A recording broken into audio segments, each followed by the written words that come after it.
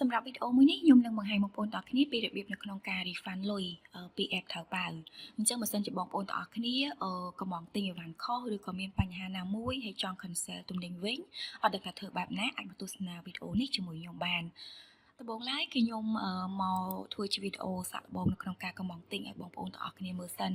ដោយសារតែក្នុង app របស់ខ្ញុំគឺអត់ទាន់មានទំនិញណាដែលបានកំងរួចរាល់អញ្ចឹងខ្ញុំពិបាកនៅក្នុងការធ្វើជាឧទាហរណ៍នៅក្នុងការ refund ឥឡូវនេះខ្ញុំជ្រើសរើសប្រភេទទំនិញមួយនេះដើម្បីធ្វើការកំងទិញបន្ទាប់ពីខ្ញុំ select ចំនួនហើយប្រភេទទំនិញហើយខ្ញុំធ្វើការកំងទិញហើយឥឡូវនេះគឺការកំងទិញរបស់ខ្ញុំគឺបានជោគជ័យហើយឥឡូវយើងត្រឡប់មកទំព័រដើមទាំងអស់គ្នានៅពេលដែលបងប្អូនទាំងអស់គ្នាចូលមកទំព័រដើមអាកន្លែងរូប profile មនុស្សរបស់យើងនេះស្ដាំដៃហ្នឹងណាវាមានកន្លែងតាមដានទំនិញអញ្ចឹងពេលដែលបងប្អូនមកមើលកន្លែងតាមដានទំនិញហ្នឹងនៅពេលដែលយើងគ្រាន់តែដាក់កំងហើយភ្លាមគឺវា load ចូលមកប្រឡោះទី2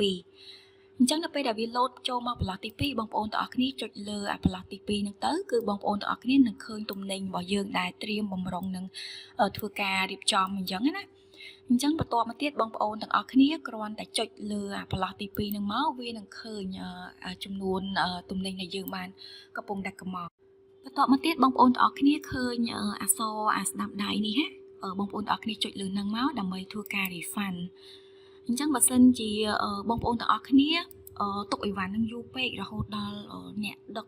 ខាងអ្នកដឹកជូនគេដឹករួចរាល់ហើយមកកាន់ក្រុមហ៊ុនដឹកជូនយើងអញ្ចឹងណាអញ្ចឹងការ refund របស់យើងក៏អត់បានដែរអញ្ចឹងមកយើងអាច refund បានលុះត្រាតែវាលក្ខណៈរឿងលឿនដែរអញ្ចឹងណាវាអត់ទាន់រៀបចំដល់ខាងហាងឬក៏មកដល់ក្រុមហ៊ុនដឹកជូននៅឡើយទេអាហ្នឹងយើងអាចធ្វើការ refund បានអញ្ចឹងឥឡូវនេះខ្ញុំបានចុច refund ហើយការ refund របស់ខ្ញុំគឺបានទទួលជោគជ័យហើយអញ្ចឹងដើម្បីចង់ដឹងថាតើការ refund របស់ខ្ញុំនឹងទទួលបានជោគជ័យមែនអត់ពេលបងប្អូនទាំងអស់គ្នាចូលមកកន្លែងតាមដានទំនិញនេះយើងចុចកន្លែងស្ដាំដៃចុងគេបំផុតមានន័យថាកន្លែងកន្លោន refund ណាអញ្ចឹងពេលយើងចុចម្ដងគឺយើងឃើញទំនិញដែលយើងបាន refund ជោគជ័យនឹងមែនអញ្ចឹងមានន័យថាការដែលយើងចុចcancel ទំនិញមិញហ្នឹងគឺបានជោគជ័យហើយប៉ុន្តែសួរថាលុយរបស់យើងបានមកភ្លាមដែរអត់ត្រឡប់មកវិញបានភ្លាមដែរអត់គឺអត់បានមកភ្លាមទេគឺចន្លោះគេដាក់ចន្លោះហ្នឹងគឺចន្លោះ10ថ្ងៃ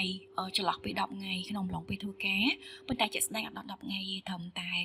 2ថ្ងៃ3ថ្ងៃយ៉ាងយូរប៉ុន្តែសម្រាប់ខ្ញុំជាឧទាហរណ៍មិញហ្នឹងគឺអត់ដល់2ថ្ងៃទេគឺលុយហ្នឹងត្រឡប់ចូលកុងរបស់ខ្ញុំវិញហើយនេះនេះគឺជាលុយដែលខ្ញុំបានដាក់កំងទិញមិញហើយបានធ្វើការ refund ជោគជ័យហើយលុយតម្លាក់មកវិញ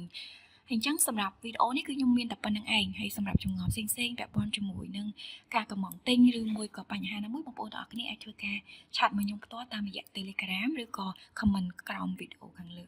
ឬក៏ comment ខាងក្រោមវីដេអូនេះ